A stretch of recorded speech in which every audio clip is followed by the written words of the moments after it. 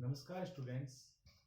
पिछले वीडियो में हमने दल प्रणाली के बारे में पढ़ा था, दल प्रणाली के रूप के बारे में पढ़ा था और हमने एक दलीय प्रणाली के बारे में पढ़ा, उसके गुण और दोषों के बारे में पढ़ा। उसके बाद हमने द्विदलीय प्रणाली के बारे में पढ़ा, उसके गुण और दोषों के बारे में पढ़ा। आज हम बहुदलीय प्रणाली के बारे में पढ़ेंगे और उसके गुण और दोषों के बारे में पढ़ेंगे। सबसे पहले हमें पढ़ेंगे कि बहुदलीय प्रणाली क्या होती है। जहां एक से अधिक दल राजनीति में भाग लेते हैं और सरकार का निर्माण करते हैं, वहां बहुदलीय प्रणाली पाई जाती है। और इसका अगर हम एग्जाम्पल लें तो इसका एग्जाम्पल है फ्रांस।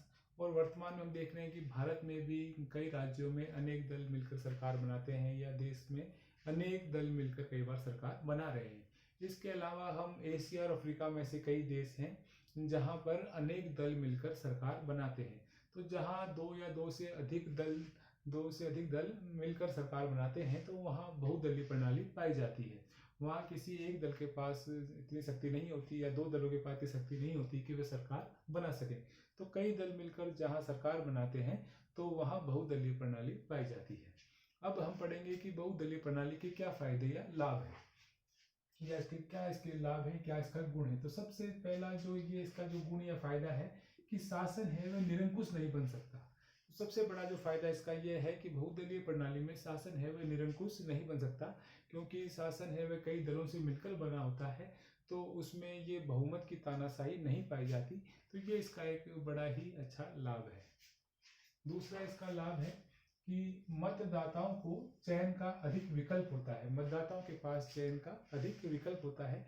कई राजनीतिक दल होने के कारण, उन राजनीतिक दलों की अलग अलग विचारधारा होने के कारण मतदाता के पास अधिक विकल्प होते हैं। वह उनमें से किसी भी दल को अब अपना मतदान कर सकता है। तो ये भी इसका एक बहुत बड़ा फायदा है। तीसरा है संसदीय शक्ति का ह्रास नहीं होता। संसदीय शक्ति का ह्रास नहीं होता, नुकसान नहीं होता। कहने का मतलब है कि जो विधायिका की शक्तियां हैं, जैसा कि मैंने आपको बताया था कि एक दलीय प्रणाली में तो उसके पास कोई शक्ति होती नहीं विधायिका के पास, और द्विदलीय प्रणाली में भी जो विधायिका की शक्तियों का बहुत आजकल वर्तमान में तेजी से ह्रास हो रहा है, क्योंकि उसकी शक्तियों का अधिकतर प्रयोग आजकल कार्यपालिका करने लगी है। तो ये जो बहुदलीय प्रणाली है, इसका सबसे बड़ा लाभ ये है कि इसमें विधायिका और कार्यपालिका के बीच में बहुत ही मजबूत संबंध पाया जाता है, इनमें आपसी सहयोग पाया जाता है। और विधायिका है ये कार्यपालिका पर नियंत्रण बना के रखती है।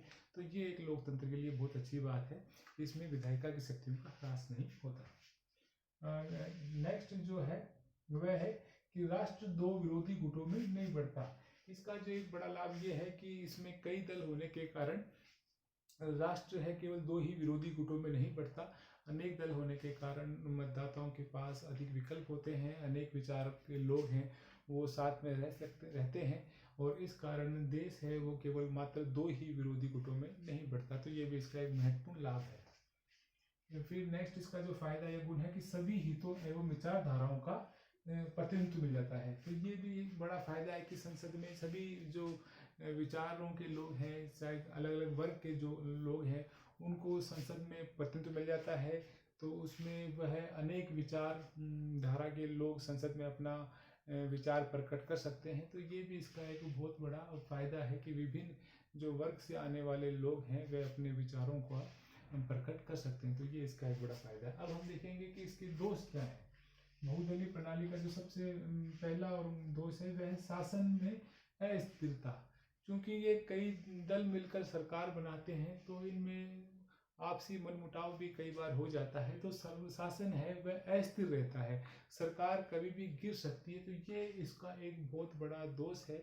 यही कारण है कि जनता, आजकल की जो जनता है या मतदाता है, ये नहीं चाहता कि देश में बहुदलीय सरकार हो, क्योंकि आजकल चुनाव में हम देख रहे हैं कि अत्यधिक खर्चा होता है, और इसीलिए जनता या मतदाता नहीं चाहते कि बार बार चुनाव हो। तो सबसे बड़ा जो इसका दोष ये है कि इसमें शासन अस्थिर रहता है।